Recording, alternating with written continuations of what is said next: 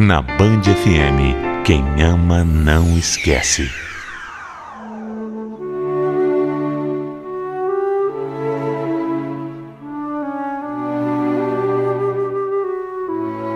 Todo mundo erra. Mas isso não significa que a gente tem que pagar pelo erro o resto da vida. Às vezes, boas pessoas fazem más escolhas. Mas não significa que elas sejam pessoas ruins. Significa que elas são, simplesmente, humanas. E a minha história é a prova disso. Eu ainda era menina quando meu pai foi embora de casa e a minha mãe precisou se virar para me criar. Na época a gente tinha um carrinho de pipoca bem simples, que era o nosso sustento. E eu fui trabalhar na rua com a minha mãe para ajudar. Quando a gente não estava trabalhando, a gente procurava seguir o nosso compromisso com Deus. E íamos para a igreja. E foi justamente lá que mais tarde eu conheci uma pessoa maravilhosa. O Elson. Ele era um rapaz educado, me tratava super bem e assim como eu, tinha uma vida bem humilde. Apesar da gente ser ainda muito jovem, não tinha como negar que estávamos apaixonados um pelo outro. E para fazer tudo certinho, a gente quis assumir aquilo que a gente estava sentindo, até para que as famílias dessem permissão para o nosso namoro. O tempo foi passando e do jeito que a gente vivia, na nossa religião, na nossa igreja, nós não poderíamos ter uma intimidade maior, só depois do casamento. E como a gente era jovem, não dava para casar ainda.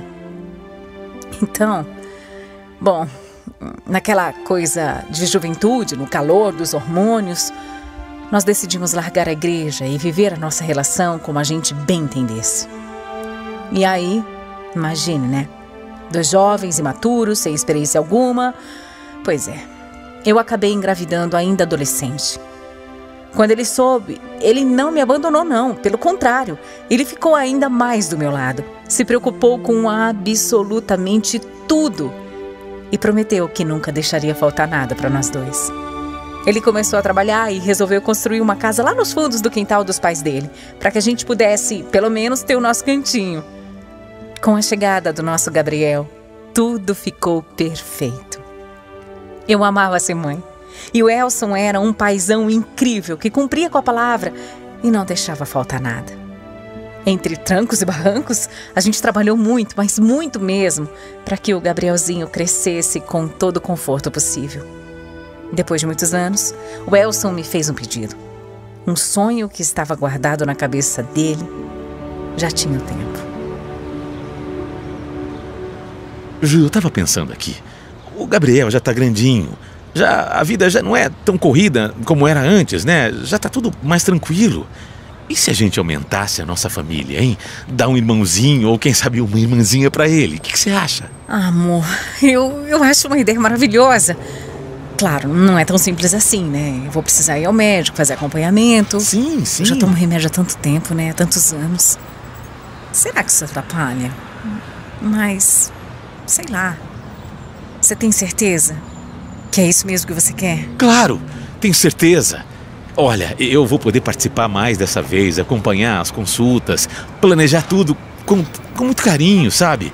E outra, vai ser ótimo para nossa família, porque uma criança é sempre motivo de alegria, né?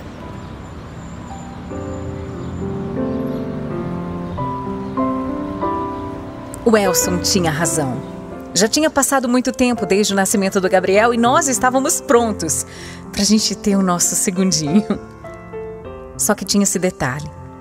Eu tomei injeção de anticoncepcional por muitos anos, quase 10. Era muito tempo. E eu tinha medo que isso pudesse atrapalhar os nossos planos. Então eu procurei um médico e ele pediu uns exames. E quando os resultados saíram, eu não podia ficar mais feliz. Tava tudo perfeito para eu gerar uma outra criança. Eu e o Elson pulávamos, sabe, de alegria e passamos a tentar. Só que os meses iam passando e não dava certo. Eu achava que era mais a minha ansiedade atrapalhando. Aliás, eu tinha a esperança que fosse só isso mesmo, mas nós decidimos passar num outro médico, uma outra vez. E foi aí que descobrimos que o problema não era nervosismo. Eu realmente tinha uma dificuldade para engravidar por conta dos hormônios. O doutor então sugeriu um tratamento para reverter essa situação que não era nada barato, mas que tinha grandes chances de funcionar. Nós fizemos o tal tratamento por 1 ano. 1 ano! A gente estava firme, tentando todo mês, mas cada vez que vinha minha menstruação era aquela frustração. Sabe, parecia que não era a hora, que não era o nosso momento. Todo mês eu via a tristeza no olhar do Elson. E eu comecei a me cansar de ficar tentando e criando expectativas. Meu casamento acabou entrando em crise. Meu marido já não era mais o mesmo, ele estava distante de mim. Não estava mais sendo tão presente, nem em casa e nem como marido. Com certeza era por causa da frustração, com certeza. Então, pelo bem da nossa saúde mental e do nosso casamento também, eu desisti da ideia de ser mãe de novo. E aí eu passei a focar na minha vida, no meu filho, no meu trabalho. Foi aí que surgiu um concurso na empresa em que eu trabalhava que daria uma viagem em um dia de spa para quem conseguisse emagrecer e em um determinado tempo. Eu entrei nessa, me dediquei pra caramba. Mas já no 2º mês, eu percebi que eu estava engordando ao invés de emagrecer. Aí eu fiquei pensando, a ideia me surgiu. Mas será? Será que é possível? Será que logo agora eu tinha engravidado? Eu corri para a farmácia, comprei um teste e aí eu liguei correndo para o Elson para contar a novidade.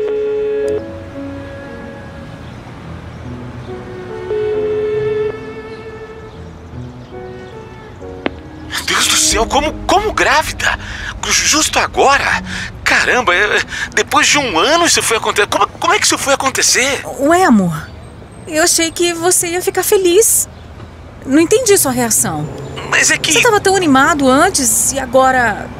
Peraí, tem algum motivo para essa sua reação aí? Vai te atrapalhar em algo que eu não tô sabendo ainda? Não é nada disso, Juliana. É que eu tinha desistido da ideia. Na verdade, eu nem queria mais ser pai. Eu acho que foram tantas tentativas que acabou cansando. Olha, faz assim. Eu acho melhor terminar essa conversa em casa, sabe? Não é nada, tá? É que eu tô ocupado agora. Em casa a gente conversa.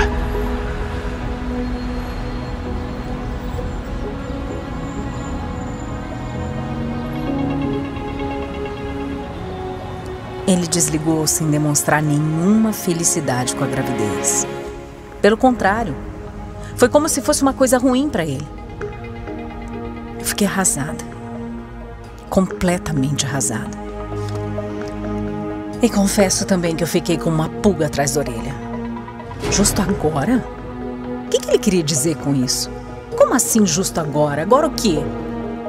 Essa frase dele não me desceu bem. Eu peguei no ar que tinha alguma coisa acontecendo, tinha alguma coisa de muito errado acontecendo. Mas ao mesmo tempo, eu queria saber o que era.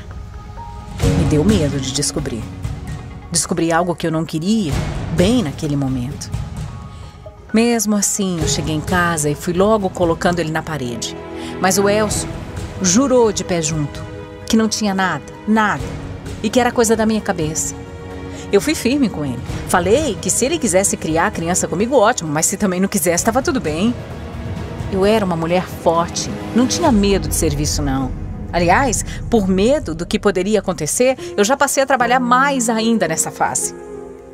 Quando eu fui fazer meu primeiro ultrassom, eu quase caí para trás.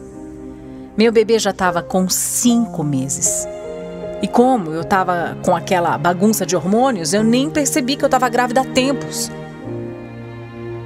Para piorar, o Elson se afastava cada vez mais. Ele só sabia brigar comigo, na maioria das vezes sem motivo nenhum, e mesmo ali, do meu lado, vendo a minha barriga crescer, ele não esboçava nenhuma reação. Era triste. Ele simplesmente não se importava. Eu ficava cada vez mais desconfiada. E ele não desgrudava do celular. Ficava com ele para cima e para baixo, mas não mexia de jeito nenhum quando estava perto de mim. Até para o banho ele carregava o telefone. E eu só de olho, só observando, esperando a oportunidade certa de pegar no pulo. Bom, tem homem que acha que a gente é besta, né? Olha, eu sei que não é certo. Mas ou a gente descobre as coisas por bem ou por mal.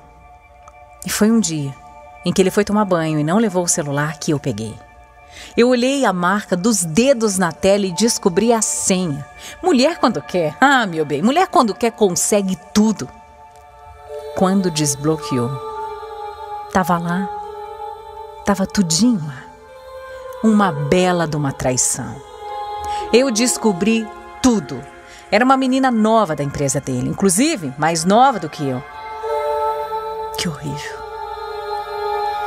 Eu esperando um filho dele, filho que ele tanto me pedia, e pelas minhas costas ele de safadeza me fazendo de idiota.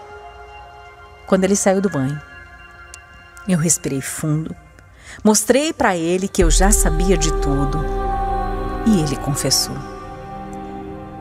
A gente teve uma conversa bem séria e decidimos nos separar. Mas continuar vivendo na mesma casa até o nosso filho Abner nascer.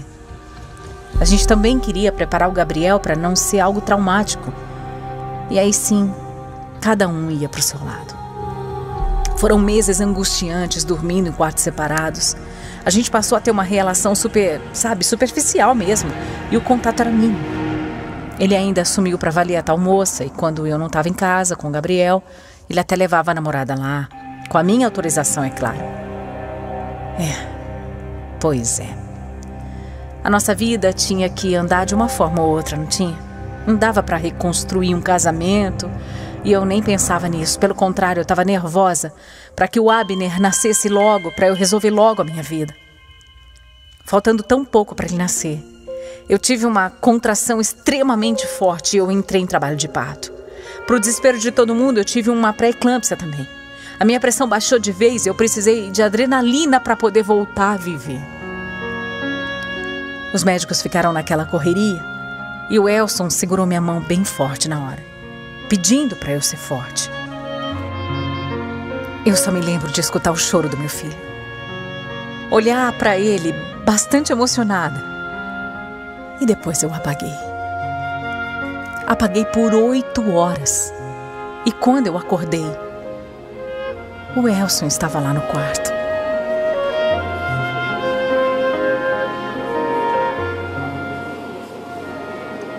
Que bom que você acordou, Ju.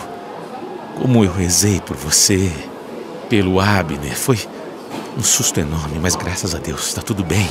Tudo acabou bem. Elson, como é que tá o nosso filho? Ele tá bem? Eu tô preocupada. Como é que ele tá? Me fala. O menino tá ótimo, Juliana. Ele é lindo, você precisa ver. Mas eu preciso te falar uma coisa séria. Sabe o que é? Na hora em que tudo aconteceu, eu só pensava no quanto seria horrível a minha vida sem você. Elson, para. Por favor, para. Não é hora nem lugar pra isso. Eu tô confusa. Eu nem sei o que tá acontecendo. Mas é sério que eu tô falando, Ju. Mesmo que seja preciso ficar de joelhos na sua frente, eu tô aqui te implorando perdão. Eu só preciso de uma chance. Você tem que me dar uma chance. Uma chance. É uma só pra fazer tudo diferente. Me perdoa, vai. Por favor.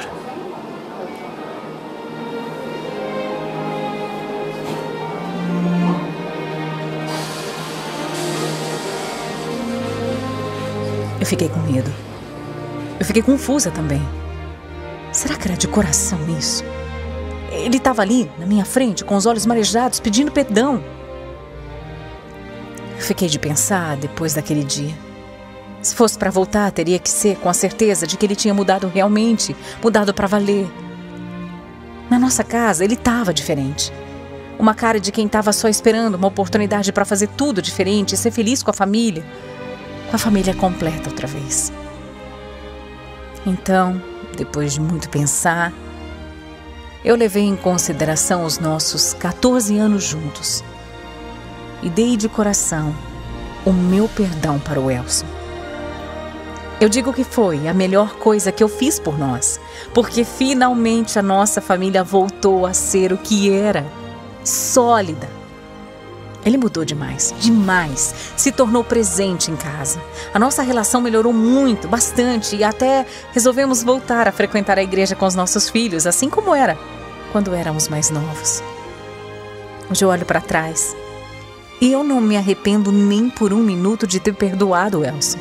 Não digo que foi fácil esquecer tudo, mas também não foi impossível. Ele errou. Errou como qualquer outra pessoa pode errar. E depois disso se tornou um grande marido, um pai e um verdadeiro companheiro de vida. Você pode não entender os motivos do perdão, achar que é perder tempo, perdoar o próximo, mas não é não. Sabe, gente, é tão importante perdoar, tanto para o outro quanto para você mesmo. Eu posso garantir que se tem uma coisa que o perdão é capaz, é de trazer leveza para o coração e muita felicidade para a vida.